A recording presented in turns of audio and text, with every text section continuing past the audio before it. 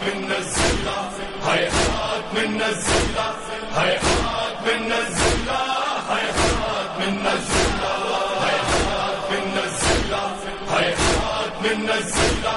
هيهات من الزلة هيهات من الزلة سيد حمزة ہے بسم اللہ الرحمن الرحیم. قال الامام الحسین علیہ الصلاۃ والسلام ان الدی ابن الدی قد رکضنی بین اثنتین بین السلۃ والذلہ وہیہات من الذلہ. امام حسین علیہ الصلاۃ والسلام کے کلمات سے اور جو آپ نے خطبات دیے ہیں اور جو جملے استعمال کیے ہیں مدینے سے مکے تک اور خاص کر مکے سے لے کر کربلا تک راستے میں اور عاشور کے دن اور کربلا میں، اس سے امام حسین علیہ السلام کی پورے مقصد کو اور پورے ہدف کو سمجھا جا سکتا ہے اچھی طریقے سے. ان تمام اہداف میں اور ان تمام مقاصد میں ایک بڑا نعرہ حسین ابن علی کا اور ایک عظیم شعار حسین ابن علی کا ذلت سے پرہیز اور عزت کے راستے کو طے کرنا تھا کہ یہ وہی راستہ تھا جو انبیاء کا راستہ تھا، پیغمبر اکرم صلی اللہ علیہ وآلہ وسلم کا راستہ تھا. وہ راستہ کہ جو امام حسین علیہ السلام نے خود اپنی ماں سے سیکھا تھا کہ امام فرماتے ہیں کہ جس آغوش میں میری پرورش ہوئی ہے وہ آغوش اس بات کی اجازت نہیں دیتی کہ میں اس کی بیعت کروں کہ جو باطل ہے. وَحُجُورٌ تَابَتْ وَطَهُرَتْ چند جملے ہیں امام کے جس میں آخری میں یہ فرماتے ہیں یعنی خاندان، نبی، رسول، مومنین، ان اللہ یمنع ورسولہ والمومنون، اور آخر میں فرماتے ہیں وَحُجُورٌ تَابَتْ وَطَهُرَتْ وہ پاک و پاکیزہ آغوش اس بات کی اجازت نہیں دیتی کہ باطل کے سامنے سر جھکایا جائے، ذلت کے سامنے سر جھکایا جائے. امام کے تمام کلمات میں ایک عظیم نعرہ جو امام کا بار بار یہ تکرار ہوا ہے، جو کربلا کے راستے میں مکے سے لے کے کربلا کے راہ میں حر سے ملاقات کرتے وقت کئی جملہ امام نے کئی جملے میں یہ لفظ استعمال کیا ہے، وہ عزت کا لفظ ہے. امام راہ عزت کو طے کرنے کے لیے کربلا کے راستے پہ آئے،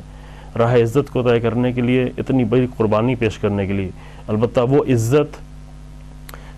کوئی ایسی خاندان یا فرد کی عزت نہیں، بلکہ قدروں کی عزت، ویلوز کی عزت، دین کی عزت، قرآن کی عزت، اسلام کی عزت، انبیاء کی عزت، ان سب کی حفاظت کے لیے حسین ابن علی نے اتنی عظیم قربانی پیش کی. اور امام نے اس جملے میں اپنی پورے مقصد کو بیان کیا، فرمایا کہ اس نابکار کے نابکار بیٹے نے مجھے دو چیزوں کے درمیان میں لا کر کھڑا کر دیا ہے، بین السلۃ والذلہ، ایک طرف تلوار کی دھار ہے اور دوسری طرف ذلت ہے، اور اس میں اختیار حسین ابن علی کو کرنا. اور امام فرماتے ہیں وہیہات من الذلہ، ہرگز حسین ابن علی کو ذلت قبول نہیں ہے، ذلت کا راستہ نہیں طے کیا جا سکتا. اگر کربلا سے کچھ بھی نہ لیا جائے کہ کربلا میں بہت سارے شعار ہیں، بہت ساری عظمتیں ہیں، بہت ساری فضیلتیں ہیں کربلا میں، بہت سارا طرز زندگی کربلا میں ہے، اگر وہ کچھ بھی نہ لیا جائے، فقط ایک درس کربلا سے اور ایک شعار اور ایک نعرہ حسین ابن علی کے لے لے کہ ہیہات من الذلہ، ہمیں ذلت قبول نہیں ہے، تو شاید آج عالم اسلام کی تمام مشکلات بہت جلدی حل ہو جائیں. اسلام کی نگاہ میں عزت بہت ہی عظیم مرتبہ رکھنے والی چیز ہے. قرآن نے انسان کے لیے فرمایا کہ لَقَدْ كَرَّمْنَا بَنِي آدَمَ وَحَمَلْنَاهُمْ بِالْبَرِّ وَالْبَحْرِ، میں نے انسان کو کرامت عطا کی، انسان کو عزت و شرف و عظمت عطا کی ہے. اور یہ عزت و شرف اسلام کی نگاہ میں شاید انسان کا سب سے بڑا سرمایہ ہے، اس سے بڑا کوئی سرمایہ نہیں ہے. روایتوں میں کہا گیا ہے کہ اللہ نے مومن کو ہر چیز کا اختیار دیا ہے. ان اللہ فوض الی المومن کل شیء الا اذلال نفسہ، اللہ نے مومن کو ہر چیز کا اختیار دیا ہے مگر ایک اختیار نہیں دیا ہے، اور وہ یہ کہ اپنے نفس کو ذلیل نہیں کر سکتا. یعنی کبھی ایسا پیش آتا ہے کہ انسان نجس غذا کھا سکتا ہے مجبوری کے عالم میں، حرام کھا سکتا ہے، نجس پانی پی سکتا ہے، مردار کھا سکتا ہے، بہت ساری چیزیں اور چھوڑ سکتا ہے، بہت ساری چیزیں بعد عبادتوں میں کمی اور زیادتی ہو جاتی ہے. یہ سارے اختیارات دیے گئے ہیں الا اذلال نفسہ، مگر اس بات کا اختیار مومن کو نہیں دیا گیا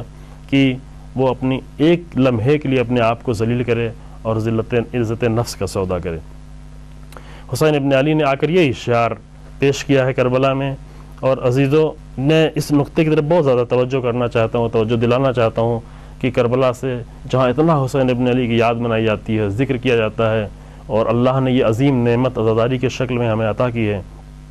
تو وہاں پہ آ کر حسین ابن علی کے اس شعار کی گہرائی کو سمجھیں کہ امام حسین السلام نے کس لیے اتنی بڑی قربانی دی. کہا کیوں امام حسین السلام یہ فرما رہے ہیں کہ الموت اولا من العار، موت ذلت کی زندگی سے بہتر ہے. کتنی بڑی قربانیاں دی ہیں. یہ اس لیے عرض کیا جا رہا ہے کہ امام کہ اگر صرف یہ ایک شعار، چونکہ آج عالم اسلام کی عظیم ترین مشکلات میں سے اگر دیکھیں تو ذلت کا احساس ہے. اتنی بڑی دنیا ہے، 1.5 ارب سے زیادہ لوگ ہیں، بہت سارے خزانے اللہ نے عالم اسلام کو دے دیے ہیں، بالکل اسٹریٹجک جگہ پر اسلامی دنیا کے مرکز پہ مسلمان ٹھہرے ہوئے ہیں، لیکن اس کے بعد بھی عوام کو ذلت کا احساس ہو رہا ہے، مختلف ملکوں کے لوگوں کو ذلت کا احساس ہو رہا ہے. اس ذلت سے نجات دلانے کا راستہ یہ ہے کہ حسین ابن علی کی راہ عزت پر چلا جائے. عزت کے راستے پہ چلنا یعنی ہر طرح کی ذلت سے اپنے آپ کو بچانا. گناہوں کی ذلت سے بھی انسان بچا سکتا ہے. یعنی اگر انسان کو عزت اپنی عزیز ہو جائے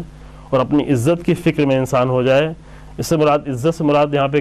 کبر نہیں ہے، تکبر نہیں ہے. بہت سارے کلمات ہیں یہاں پر، میں اس کو نہیں پیش کرنا چاہتا چونکہ اتنی فرصت نہیں ہوگی، کہ امام سجاد علیہ السلام ایک دعا میں فرماتے ہیں کہ پروردگارہ الہی اعزنی ولا تبتلینی بالکبر، پروردگارہ تو مجھے عزت عطا کر لیکن مجھے کبر کے ذریعے سے میرا امتحان نہیں لینا. یا زیارت امین اللہ جو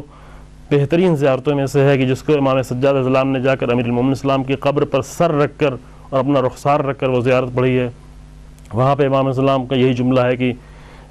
محبوبۃ فی ارضک و سمائک، پروردگارہ مجھے